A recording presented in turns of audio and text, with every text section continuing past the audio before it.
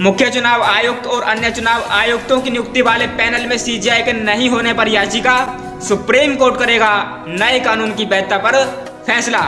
जी हां, supreme court नए कानून की वैधता पर फैसला करने वाला है। चलिए जानते हैं कि याचिका में क्या कहा गया है। सुप्रीम कोर्ट ने सोमवार को अगले मुख्य चुनाव आयुक्त के चयन पर अंतरिम रोक लगाने से इनकार कर दिया है।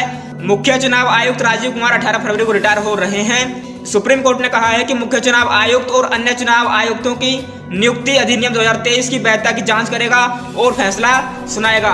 दरअसल मुख्य चुनाव आयुक्त और अन्य चुनाव आयुक्तों की नियुक्ति के लिए बने पैनल से सीजीआई को बाहर रखने वाले नए कानून के प्रावधान को सुप्रीम कोर्ट में चुनौती दी गई है। याचिकाकर्ताओं में एक की ओर से वकील प्रशांत भूषण ने जस्टिस सूर्यकांत और जस्टिस एनके सिंह की बेंच से नए मुख्य चुनाव आयुक्त चयन प्रक्रिया पर रोक लगाने का अनुरोध किया था।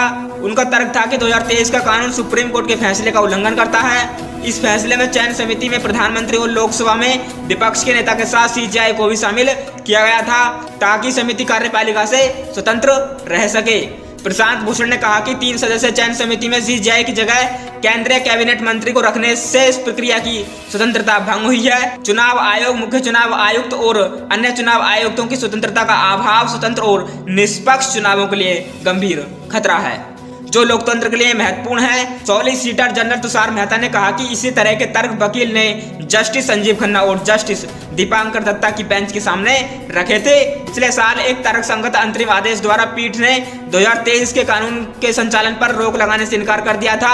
यह कानून मुख्य चुनाव आयुक्त और अन्य चुनाव आयुक्तों की चयन प्रक्रिया तय करता है।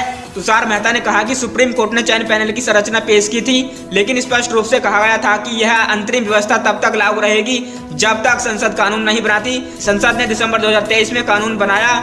इस दौरान बेंच ने कहा कि 2023 के कानून के संचालन पर अंतरिम रोक लगाने वाली याचिकाओं के गुण दोष पर सुनवाई करने के बजाय मामले की पूरी सुनवाई करना और उस पर फैसला देना बेहतर है। अदालत ने मामले की अगली सुनवाई 12 फरवरी को तय की है। फरवरी 2024 तक चुनाव आयोग राजीव कुमार के साथ एक सदस्य बन गया था।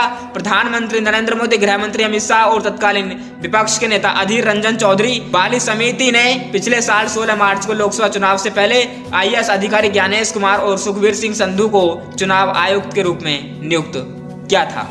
दोस्तों, इस प्रकार सुप्रीम कोर्ट में याचिका दायर की गई है कि सीजीआई को मुख्य चुनाव आयुक्त की समिति से बाहर क्यों रखा गया है। दोस्तों, फिलहाल के लिए इस वीडियो में इतना ही। मिलते हैं नेक्स्ट वीडियो में, तब तक के लिए जय हिंद।